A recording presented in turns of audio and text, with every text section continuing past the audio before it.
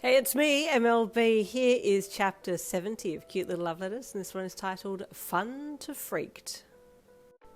You looked up as you and Denki were approaching the beach end closer to the beach house and saw Mina and Kendo standing there smirking at you two as you approached them.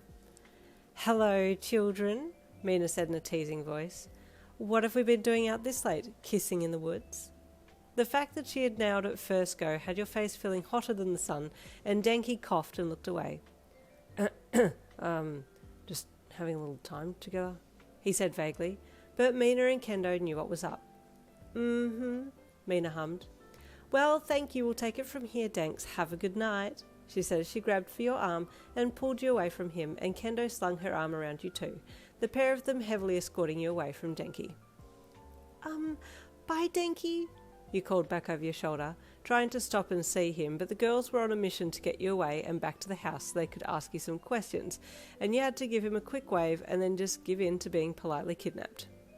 Denki waved sadly and watched you get taken away, and then headed in to where the boys were all playing various board games. Hey, Sarah greeted him as he entered. You want to play? You just got back with Yin, right? How was it? Dude, it was amazing. Denki sighed as he sat down and picked up some cards to join the card game. Her kisses are the best. Oh, Sarah said with a smirk. I didn't know you two had gotten that close. You're kissing regularly now. I thought that was a once-off. Nah, this is the real deal, Denki said with a smirk as he checked his cards. We're official now, so it's green lights all the way. Not all the way though, right? Or is that on the cards? Sarah asked with surprise. Oh, nah man, no. Just all the way as in kissing. Yin's too special, too good. I wouldn't want to make her go that far. Maybe when we're older or married or something. You're thinking about marriage already? Sarah asked with surprise. Yeah, I've already promised her, Denki said with a grin. Wow, you guys move fast, Sarah said in awe. You'll be on your third child by the time I get a girl of my own. Denki laughed. Yeah, I want at least 3 with Yin. 3's a good number. Upstairs, Mina and Kendo had you wrestled to the ground. We're not letting you up until you tell us what you and Denki did, Kendo warned. But can't I get changed first? You asked, wriggling to try and get free of their grasp. Nope, you need to tell us now, Kendo said, holding your arms. You giggled and then quickly activated your quirk and flew off. What the? Ah! Where'd she go? Mina screeched. It's her quirk, Kendo cried. She can evade us in fairy form. Fairy? Mina said with surprise. Oh, she's a fairy? Wow, I didn't even think to ask what her quirk was. Get her! Kendo laughed, jumping up to chase your floating form around the room. Most of the girls were in the bathroom brushing their teeth or chilling on the deck or rooms, so there was a sudden influx of girls into the upper level when all they could hear was screaming and giggling going on inside the main room. What's happening? Komori asked when she saw Kendo jumping around the room trying to catch a little flying thing. It's Yin, Kendo laughed. We're trying to interrogate her, but she's turned into a fairy now and won't let us catch her.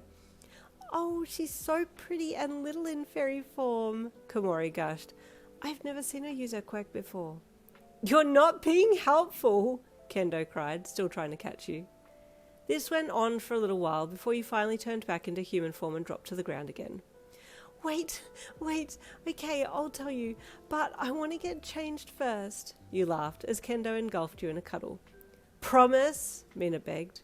I promise, you replied with a smile. The girls did let you change, but then you did get drilled, answering question after question, rapid-fire style from Mina and Kendo. But then after that, you switched the tables and started asking questions of Kendo, quizzing her on Tetsu and how things were progressing with him. He's very forward, Kendo said with a blush. He's been very attentive to me this weekend. That's so cute though, you replied. This weekend has been really good. It really has been, Kendo sighed. Now I just have to find someone and we'll all be set, Mina said with a stretch of her arms overhead. But honestly, I think I prefer hearing about other people's lives. You really do, don't you, Mina? Kendo chuckled. You giggled along as well. These girls were all so much fun. The next day was the final day of your little getaway, and it had been decided that the bus would leave the beach house at 2 p.m, so that you could all be back in the dorms at a decent hour and hop into bed early for school the next day. The morning was spent on the beach a little, then packing, then back on the bus you all hopped to head back to Heights Alliance.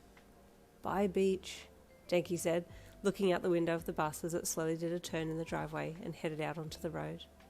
"Bye, Forest," you said, thinking back to the times that you had spent in there and the people that you had met, having a little quiet smile to yourself as the bus moved along. "But hello to us being official," Denki said, squeezing your hand in his.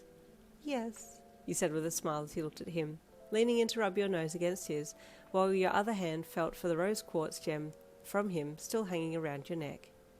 "Cute little firefly," he said with a small smirk. "I'm so glad you're mine." The trip back to the dorms went very quickly, and then you were unpacking and back in your rooms, and it felt like you hadn't even left at all.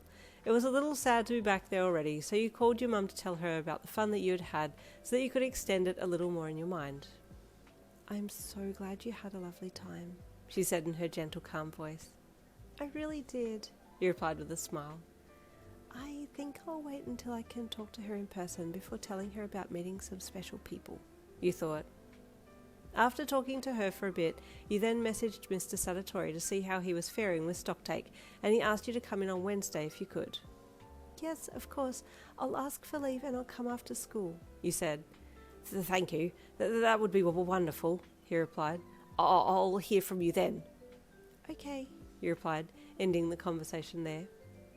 Shortly after that you went to sleep. It had been a huge day and you were well and truly tuckered out. "I'll see Denki tomorrow," you thought, as you drifted off to sleep. And see him you did. First thing in the morning he was knocking on your door to walk you to school, and then gave you a kiss on the cheek before heading to first class. "I'll see you at lunch," you said to him, and he nodded eagerly. "Okay, cutie, I'll see you then," he replied, and you smiled and parted ways, walking to your respective classrooms. Denki greeted his classmates as he entered the room, and then took a seat, and shortly after that Aizawa, their homeroom teacher, walked in. "I heard there was a lot of slacking off done over this weekend," he said in his bored tone. "So I'm here to tell you that next weekend is a school-issued camp. This one is a training camp, working on your quirks." Denki sat up a little at hearing this. "Oh, good," he thought. "This is what I need." "We'll be joined by Class 1B as well, to get to know them and their quirks," Aizawa added, and Denki's heart sank. "Oh no," he thought. "So get ready to train hard and go beyond," Aizawa added. "All of your parents have already been contacted and their permissions have been granted, so there's no excuse for not attending this camp," he said sternly. Denki hung his head into his hands. "Oh, this is really not what I had in mind," he groaned internally. Zero looked over from across the classroom at his classmate and frowned. I know Denki still hasn't told Yin about his quirk drawbacks.